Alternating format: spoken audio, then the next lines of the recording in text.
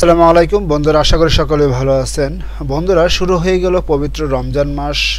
আজকে হচ্ছে মার্চ মাসের 2 তারিখ, অর্থাৎ প্রথম রমজান। তো প্রথম রমজান উপলক্ষে আমাদের যে চায়না ভিসার কিছুটা পরিবর্তন এসেছে। তো ভিসার পরিবর্তন আসে নাই, আসলে চায়না এম্বাসি থেকে একটি নোটিশ দেওয়া হয়েছে।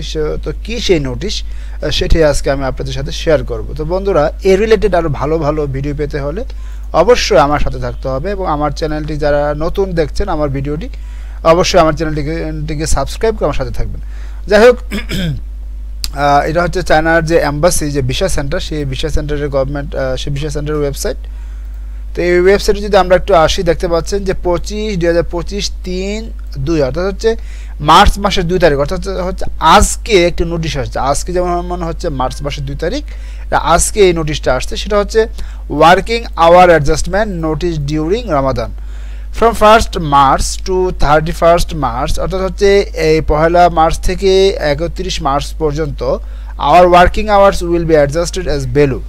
সানডে থেকে থার্সডে, অর্থাৎ হচ্ছে রবিবার থেকে বৃহস্পতিবার, হলিডে ছাড়া, আপনার সরকারি বন্ধের দিন ছাড়া, অ্যাপ্লিকেশন সাবমিশন অ্যান্ড পেমেন্ট, আপনারা অ্যাপ্লিকেশন জমা দিতে পারবেন, পেমেন্ট জমা দিতে পারবেন বা পেমেন্ট করতে পারবেন সকাল 9টা থেকে 9 AM টু 1 PM, অর্থাৎ সকাল 9টা থেকে 1টা পর্যন্ত।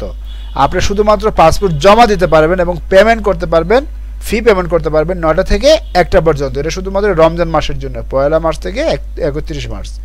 এবং পাসপোর্ট বা ভিসা কালেক্ট করতে পারবেন 9টা থেকে 3টা পর্যন্ত, সকাল 9টা থেকে 3টা পর্যন্ত। তো আশা করি বন্ধুরা এই জিনিসটা আপনারা ক্লিয়ার হয়ে গেছেন যে আমাদের টাইম চেঞ্জ হয়ে গেছে। এখন এখানে আরেকটি জিনিস বলে দেওয়া আছে, দেখতে পাচ্ছেন। আমরা যদি একটু নিচে আসি, প্লিজ নোট, এই জিনিসটা একটু পড়বেন ভালো করে মনোযোগ দিয়ে।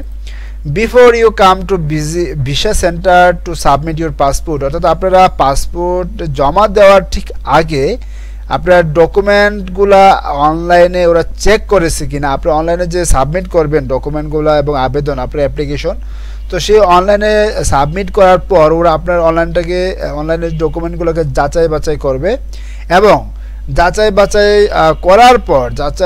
করার পর সব শেষে যখন ওরা আপনাকে একটি নোটিফিকেশন অথবা একটি মেল করবে যে পাসপোর্ট টু বি সাবমিটেড, আপনি যখন অনলাইনে অ্যাপ্লিকেশন জমা দেবেন ডকুমেন্ট সহকারে, তখন তারা কিন্তু আপনার ডকুমেন্টটাকে 2-3 দিন পর্যন্ত যাচাই বাছাই করবে, অর্থাৎ হচ্ছে অ্যাসেসমেন্ট করবে। তো অ্যাসেসমেন্ট করার পর সব শেষে ওরা আপনার একটা ফাইনাল রিপোর্ট দিবে। সেই রিপোর্টে যদি বলা থাকে যে পাসপোর্ট টু বি সাবমিটেড, আপনাকে যদি এরকম বলে দেয় যে পাসপোর্ট টু বি সাবমিটেড, ঠিক তখন আপনারা আপনাদের ভিসা সেন্টারে গিয়ে পাসপোর্ট জমা দিতে পারবেন। আদারওয়াইজ এই নোটিফিকেশনটা না আসা পর্যন্ত আপনারা কি করতে পারবেন না, আপনাদের ভিসা সেন্টারে গিয়ে পাসপোর্ট জমা দিতে পারবেন না। তো এই জিনিসটা একটু খেয়াল রাখবেন। তো বন্ধুরা, আজকে ভিডিওটা এই পর্যন্ত। সো ধন্যবাদ সবাইকে, ভালো থাকবেন, সুস্থ থাকবেন।